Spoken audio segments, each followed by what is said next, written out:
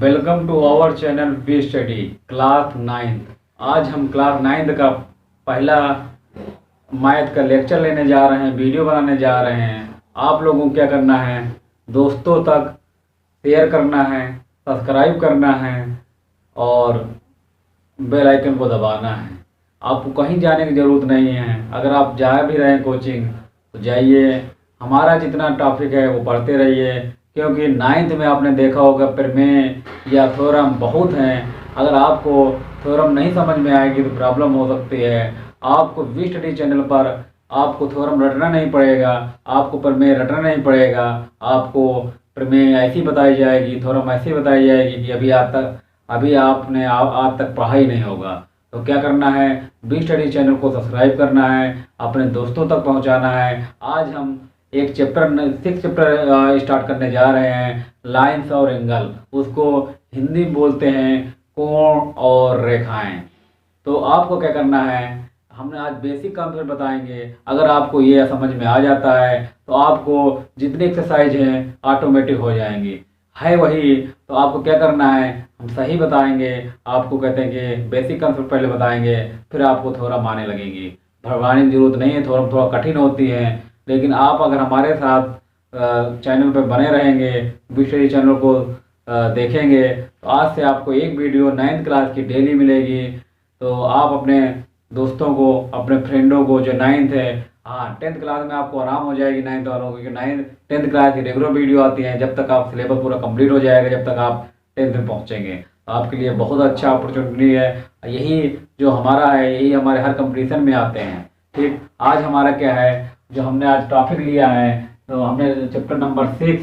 हाँ, जो भी स्टूडेंट हिंदी मीडियम के अपनी बुक लेकर बैठे हैं, जो भी इंग्लिश मीडियम के हैं, सीबीएसई बोर्ड के हैं, वो भी अपना बुक लेकर बैठे हैं, तभी आप लोगों को समझ में आएगा। अन्यथा आपको लोगों को समझ में नहीं आएगा, क्योंकि हिंदी और इंग्लिश में थोड़ा दिक्कत होती है, लेकिन मैथ में कोई दिक्कत नहीं होती है। आप ये नहीं सोचिए कि यूपी बोर्ड के जितने भी स्टूडेंट हैं, ये नहीं सोचिए कि कहते हैं हमें बस हिंदी में पढ़ना। नहीं, धीरे धीरे आपको कन्वर्ट करना होगा इंग्लिश में। तो आपको कुछ चीज़ें इंग्लिश में पढ़ना ही होगा, हिंदी में बहुत कठिन होता है। ठीक, आज हम बात करते हैं एंगल और लाइन की बात करते हैं। क्या बात करते हैं, लाइन। अब देखिए लाइन क्या होता है। तो लाइन हमारा जो पहला टॉपिक क्या है, लाइन ये है। क्या एक पॉइंट ये है, इसको लाइन बोलेंगे। एक लाइन का सम कितना होता है, अगर हम यहाँ से यहाँ चलेंगे, इसका सम आपको मालूम होगा 180 होता है। क्या होता है, 180 होता है। अगर हम इसी को हम यहाँ आ जाएंगे तो इसका सम, पूरा टोटल का सम कितना हो जाएगा, टोटल का सम हो जाएगा हमारा 360। कितना हो जाएगा हमारा, 360 एंगल हो जाएगा। ये आपको बात समझ में आ गई होगी। तो हम एक बहुत अच्छा कॉन्सेप्ट बताने जा रहे हैं। तो पहले ये आपको याद रखना है, क्या है, अगर एक लाइन का है तो लाइन हम क्योंकि बहुत मिलाएंगे वहाँ, तो लाइन हम देखेंगे तो इसमें जितने भी ये कितने हमारा 180 हो जाए, जितने भी एंगल होंगे क्या होंगे, इस तरह क्वेश्चन बहुत दिए हैं आपके। तो क्या होगा, जितने भी एंगल होंगे सभी, मतलब ये कितना टोटल हमने क्या बताया, टोटल आपको 360 बताया। और जितने भी इसमें एंगल बनेंगे, चाहे एक्स हो, चाहे वाई हो, चाहे जेड हो, सभी किसके इक्वल होगा, x plus y plus z हमारा 180 होगा। इसमें हमें कुछ वैल्यू दी होंगी, तो हमें एक वैल्यू निकाल लेंगे। तो आपको बात समझ में आ गई होगी। कोई भी एंगल बने, अगर हम एंगल, लाइन को हमें पहचानना है। लाइन अगर है उसमें कोई भी एंगल बन रहा है, चाहे जितने एंगल बनेंगे, सभी एंगल का सम कितना होगा, 180 होगा। आपको ये बात याद रखना है। तो आपके लिख सकते हैं,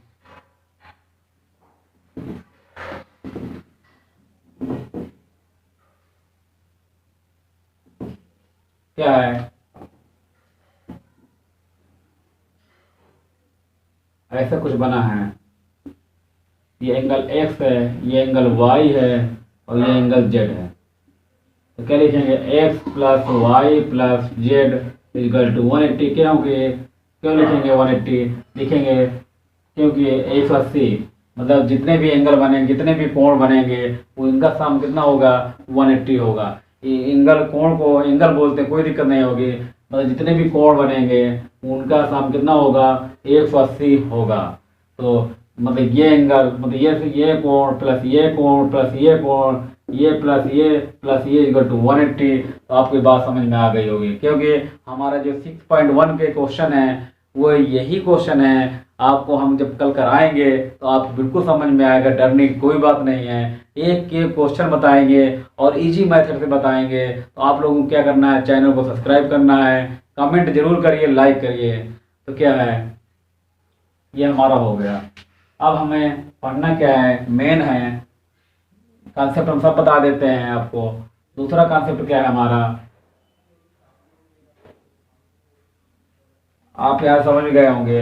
ये कॉन्सेप्ट हमारा बहुत इंपॉर्टेंट है, जो इसका अगले एक्सरसाइज में लगता है। एक एक्सरसाइज में तो केवल यही लगता है, 180 देखना। हाँ, दूसरा में क्या है, जब दो दो लाइन आपस में इंटरसेक्ट करते हैं, क्या करते हैं, दो लाइन आपस में, दो रेखाएं आपस में इंटरसेक्ट मतलब कि काटते हैं एक दूसरे को, तो उसके सम्मुख कोण मतलब क्या सम्मुख कोण या अपोजिट कोण बोल सकते हैं। हिंदी में थोड़ी दिक्कत होती है, तो क्या होगा, इसके अपोजिट मतलब विपरीत कोण या शीर्षाभिमुख कोण बोल सकते हैं। शीर्षाभिमुख तो बोला जाता है, ठीक। ये आपस में क्या होंगे, ये इसके इक्वल होंगे। तो कहने का मतलब ये एंगल हमारा इस एंगल के इक्वल होंगे और ये एंगल हमारा इस एंगल के इक्वल होंगे। कहने का मतलब क्वेश्चन अगर हमारा दिया है, लिखते जाइए आप। अगर 180 दिया है, कितना दिया है, ये हमारा 45 दिया है, तो बोलेगा ये एंगल इसके इक्वल होंगे, क्योंकि अपोजिट एंगल क्या होते हैं, इक्वल होते हैं। मतलब कि विपरीत एंगल क्या होते हैं, इक्वल होते हैं। तो ये हमारा 45 है, तो यही भी हमारा 45 हो जाएगा, ठीक। अब देखिए, कभी कभी पूछेगा ये वाली वैल्यू लाना है, क्या लाना है, हमें ये वाली वैल्यू लाना है। देखिए ये लाइन को पकड़िए, तो ये हमने बोला कि इस पूरे का सम कितना होता है, 180 होता है। अगर ये 45 है तो बच्चा कितना होगा, 180 माइनस 45। तो यही क्या हो जाएगा, हमारा आंसर हो जाएगा। तो आपको लाइन पकड़ना आना चाहिए। आपको लाइन अगर पकड़ना आ गया तो आपको क्वेश्चन बिल्कुल इजी तरीके से हो जाएगा। तो क्या हमने बताया, हमने ये बताया कि जब दो लाइन आपस में इंटरसेक्ट करते हैं तो उसके सम्मुख कोण आपस में शीर्षाभिमुख कोण इक्वल होते हैं। x इक्वल टू वाई मतलब अपोजिट एंगल के होंगे, इक्वल होते हैं। अपोजिट एंगल के होते हैं, इक्वल होते हैं। तो आपको ये थ्योरम समझ में आ गई होगी। एक नेक्स्ट हम बताते हैं।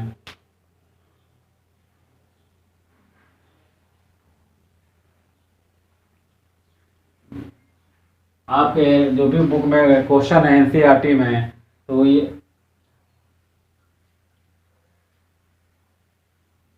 क्या है हमारा क्वेश्चन, ऐसे दिया है फिगर, ये कैसे दिया है, ये तो 90 डिग्री है।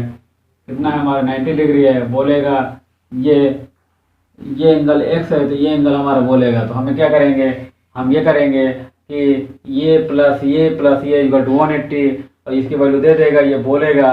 मान लो इसकी वैल्यू 45 दे दिया, कितना दे दिया हमारा 45। तो क्या हो जाएगा हमारा 45 प्लस 90 प्लस हमने इसको y मान लिया, लेट करना, लेट वो इक्वल टू 180। तो क्या हो जाएगा हमारा y इक्वल टू 45, कितना हो जाएगा हमारा 135।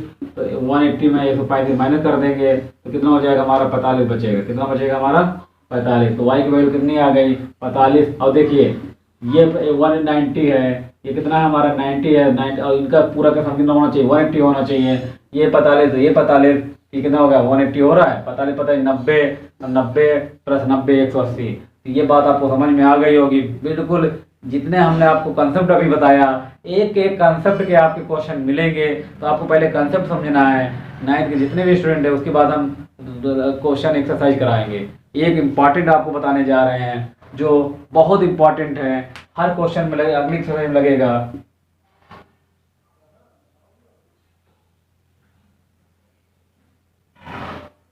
अगर ये आपको बात समझ आएगा, ये भी सब कंपटीशन में आते हैं, हाई स्कूल में है, इसीलिए हम बोलते हैं कि आपको हाई स्कूल ही के पढ़ना होगा। तो हाई स्कूल अगर अब 9th में, तो 9th अब कितने दिन रहेंगे, 9th तो आप पास ही हो जाएंगे। तो आपको 10th का है, तो आपको जो 9th में बहुत अच्छे कंसेप्ट हैं। जैसे आप गुणनखंड पढ़े होंगे, तो गुणनखंड क्या कहते हैं, आपने इस तरह पढ़ा होगा, फैक्टर x² प्लस का 4x प्लस का 4। तो क्या करेंगे, इसका फैक्टर कर देते थे, 2x प्लस 4, कामा ले लेते थे, क्या हो जाएगा x प्लस 2, यहाँ से कामा ले लेंगे तो 2x प्लस 4। तो क्या हो जाएगा x प्लस 4 और x प्लस 2। ये क्या हो गया हमारा 9th का था, ये आपने पढ़ा होगा 9th का था। अब हम बस एक स्टेप आ जाएंगे, x equal to plus 4 equal to 0 के इक्वल कर देंगे, x इक्वल टू माइनस का 4 हो जाएगा। फिर x प्लस 2 इक्वल टू 0 के इक्वल कर देंगे, x माइनस 2 हो जाएगा। देख रहे हैं, तो एक स्टेप के आगे हम क्या पहुंच जाते हैं, हाई स्कूल में पहुंच जाते हैं। तो आपको अभी से हाई इतनी मेहनत करना 9th में कि हाई स्कूल में आपको दिक्कत ना हो। अब हम एक बहुत अच्छा बताने जा रहे हैं आपको।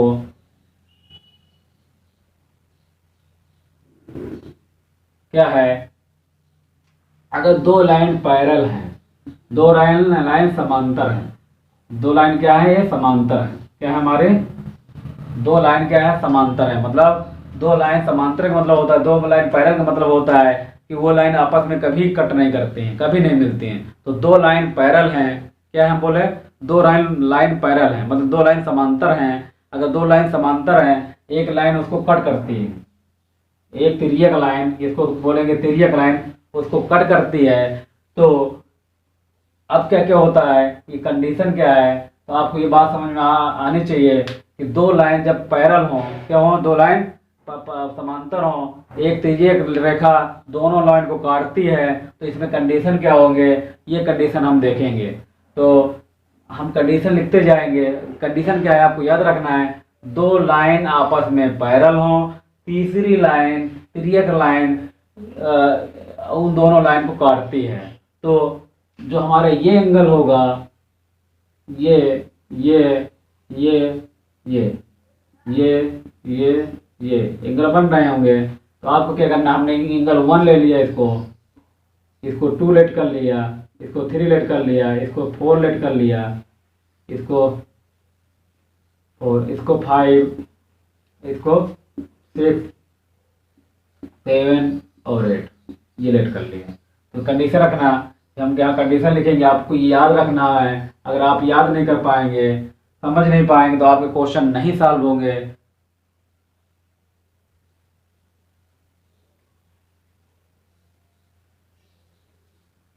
अगर आपको कंडीशन नहीं समझ में आएगी तो आपको नहीं सॉल्व होंगे। तो क्या है, तो एंगल देखिए, एंगल 1, जो एंगल 1 होगा एंगल 2 के इक्वल हो जाएगा। क्या होगा, अभी हमने बताया कि अपोजिट एंगल, विपरीत एंगल, दो लाइन जब इंटरसेक्ट करती हैं या शीर्षाभिमुख कोण बोल सकते हैं, तो क्या होगा, दो एंगल जब इक्वल करती हैं, वही कट करती हैं, तो उनके अपोजिट एंगल इक्वल होते हैं। मतलब विपरीत एंगल क्या होते हैं, विपरीत या शीर्षाभिमुख एंगल होते हैं। एंगल 1 इक्वल टू क्या हो गया, एंगल 3 क्या हो जाए, सॉरी क्या है, एंगल देखिए ये एंगल, ये अभी छोड़ दीजिए, पैरेलल लाइन नहीं है। अभी ये लाइन इंटरसेक्ट करती है, तो क्या होगा, तो एंगल 1 इक्वल टू एंगल 3 के क्यों होगा, विपरीत या शीर्षाभिमुख है। और एंगल 2 इक्वल टू होगा एंगल 4 के, ये भी क्या है, यही है, शीर्षाभिमुख है।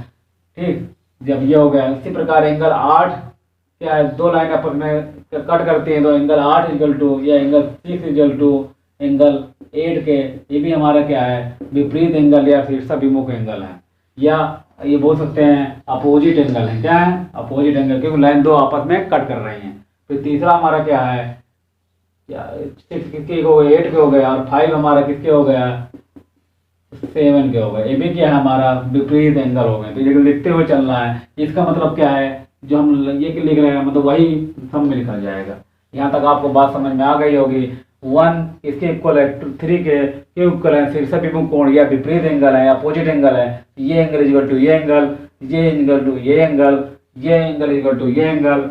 देखिए विपरीत एंगल हम बोले हैं, तो विपरीत मतलब इसके जस्ट विपरीत यही होगा। इसके देखो, ये मानिए ये दो लाइन कट करती है, तो इसका एंगल तो किसके इक्वल, इसके एंगल के इक्वल हो जाए, एंगल 5 एंगल 7 होगा। हाँ, अब एक आता है जो एंगल 2 है, बहुत इंपॉर्टेंट है। जो एंगल 2 है वो एंगल 5 के इक्वल होगा। किसके इक्वल होगा, एंगल 5 के। देखिए जो ऊपर वाले एंगल हैं, ये ऊपर वाले एंगल के इक्वल हो जाते हैं। क्या हो जाते हैं, संगत कोण है। क्या है, हमारे संगत कोण है। क्या है, संगत कोण है। संगत कोण मतलब, कहने का मतलब एंगल 2 इक्वल टू एंगल 5 के। इंग्लिश वाले सीबीएसई बोर्ड वाले क्या लिखेंगे, ये हमारे करस्पॉन्डिंग एंगल हैं। दूसरा इसी प्रकार ये 2 से स्टूडेंट क्या करते हैं, जो ऊपर वाले एंगल है इस नीचे वाले एंगल से इक्वल कर देते नहीं। फिर एंगल 1 किसके इक्वल होगा, एंगल 1 होगा 8 के, और यही हमारा क्या हो गया, संगत कोण हो जाएगा, मतलब करस्पॉन्डिंग एंगल हो जाएगा। 1 इक्वल टू ये हो गया। इसी प्रकार 3 इक्वल टू किसके हो जाएगा, 6 के, क्या हो जाएगा 6, क्योंकि ये एंगल इसके इक्वल होता है, और एंगल 4 किसके इक्वल हो जाएगा हमारा 5 के, 7 के, सॉरी, एंगल 4 इक्वल टू क्या हो जाएगा 7 के। यहाँ तक आपको बात समझ में आ गई होगी, क्योंकि ये संगत कोण है, ये भी क्या विपरीत संगत कोण बोल सकते हैं, संगत कोण ही बोल देते, करस्पॉन्डिंग एंगल ही बोल देते हैं। तो आपकी ये बात समझ में आ गई होगी। और अगला क्या है, अब देखिए एक और हम बता रहे हैं। अब देखिए एंगल 3, ये देखिए ये एंगल जो भी होता है वो 8 के क्या होता है, इक्वल होता है। तो एंगल 3 इक्वल टू एंगल 8 क्यों इक्वल होता है, क्योंकि एकांतर कोण है, क्या है हमारे, एकांतर कोण है।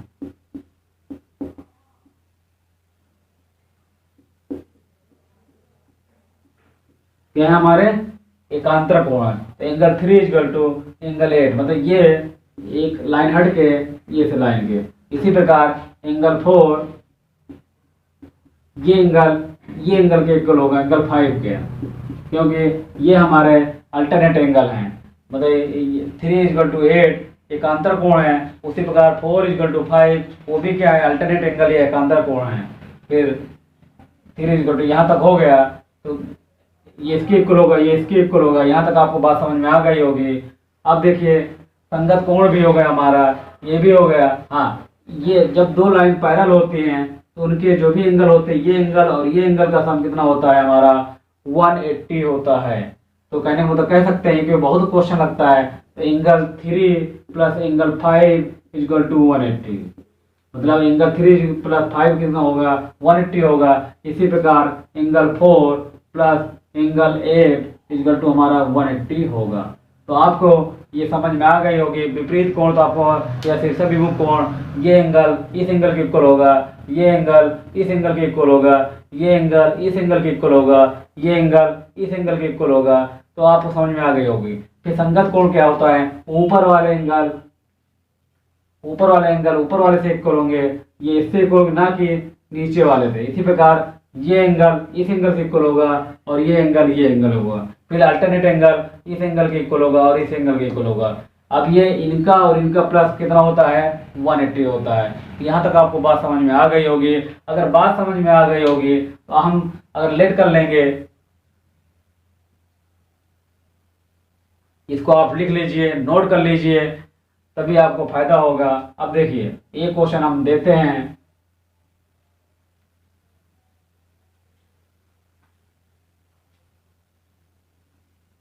दो पैरेलल हैं,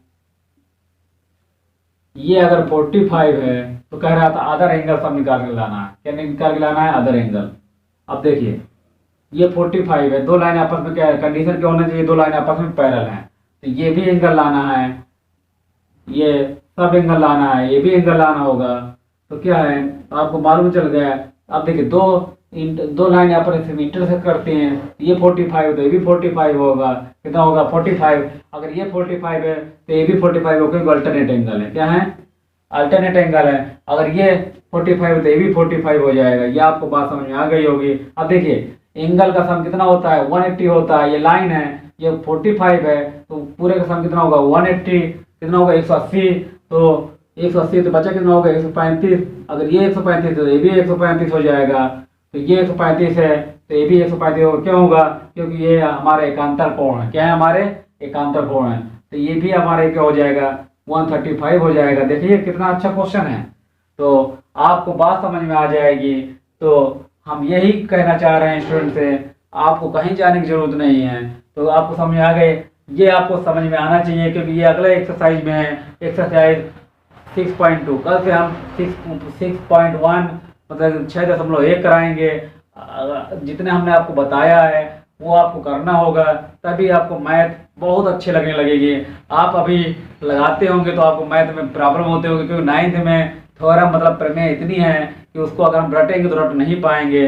अगर हम क्या कहते हैं कि उसको समझेंगे, करने का तरीका हम बताएंगे, आपको रटना नहीं। कोई कहता है, कोई भी टीचर कहता है कि मैं थ्योरम बहुत कठिन होती है, कोई थ्योरम नहीं कठिन होती है। थ्योरम के साथ हमें खेलना है। हमें आपको मतलब ऐसे बताएंगे कि आपको इंटरेस्ट जगेगा। क्या जगेगा?